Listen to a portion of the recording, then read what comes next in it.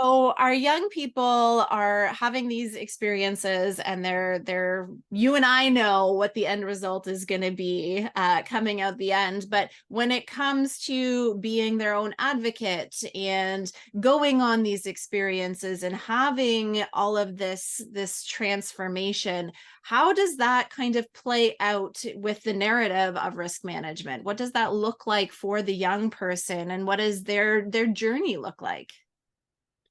I think that freedom to gain that independence and understand the journey, right? Because there's a lot of inherent nervousness around how am I going to be safe? What does that look like, right? And I think we can manage some of the tangible pieces around health, around emotional well-being, and so forth. But where do we find that comfort and safety in exploring and being independent to really get the experience or the fulfillment out of that experience? What I'm personally going through and what I talk a lot about with students and families themselves is what is the purpose of my gap experience? And for me, it's not trying to figure out who we are as a career adult, who we're going to be with a wife and family and kids.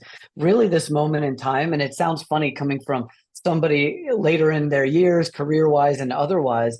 But there's a lot of pressure put on figuring out who we are as individuals and why gap kind of fills that, you know, gap, for lack of better phrasing, because that's it. It creates this independence. It creates this time in life where I think we need to preserve and be able to do that in this manner. So again, utilizing the risk measure, whether you're going with a program provider, a student may design their own gap semester or gap period in life. What does that look like, and what am I trying to do? What are my overarching goals for any of those pieces? And then doing so, of course, in a safe measure, but once we can get rid of the inherent risk and the most poignant risk to my individual safety, can free up my brain to then really focus in on that experience and where I'm going and what I'm gaining out of that from a program goal. I love it. We Anybody who listens to the podcast knows I harp on the goals of the gap year all the time. If you don't know what you're trying to get out of it, you're going to be wasting Yep. your time. So I'm behind you 100% on that one. And another thing that I often talk about is these three zones that we exist in. We have our comfort zone, which is where we are just completely at home, comfortable, no stress. Life is good. Then we have our challenge zone, where we're getting out of the comfort zone and we are pushing our boundaries. We are a little bit uncomfortable, but we make things happen. And then we have the overwhelm zone, where it is just so far out of our comfort zone that we are not growing, we are not learning, we are just in fight or flight mode.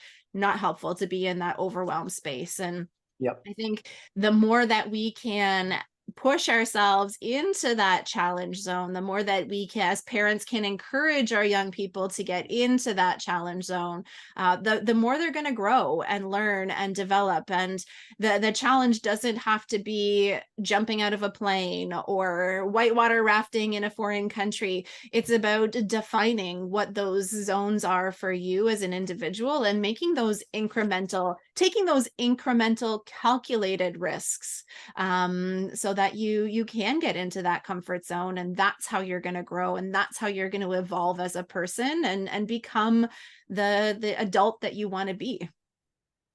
That's exactly right. You know, when I reflect on my own personal experiences in travel, yes, it's fun to have the skydiving and the bungee jumping and the rafting experiences. Those are just great adrenaline things, which are fun in their own right. But the most meaningful pieces is understanding how the world operates and how other people live. And how does that reflect on whether it's the privilege or just the comfort that I have in my own life? And how does that relate to other people and seeing their joy in living in a different way? And it gets to be uncomfortable and it's challenging in the moment, but those are the pieces and the elements that I carry on forever. And when I think about it, people ask me, what is most meaningful about your travel? Give me some of the experiences. It's never the jumping out of airplanes or anything.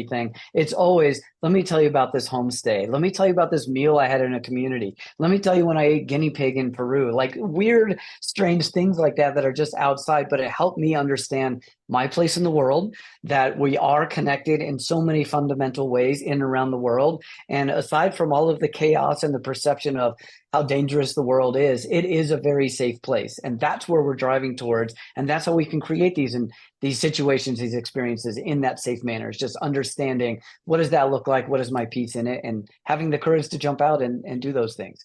No pun intended with the jump out. Yes.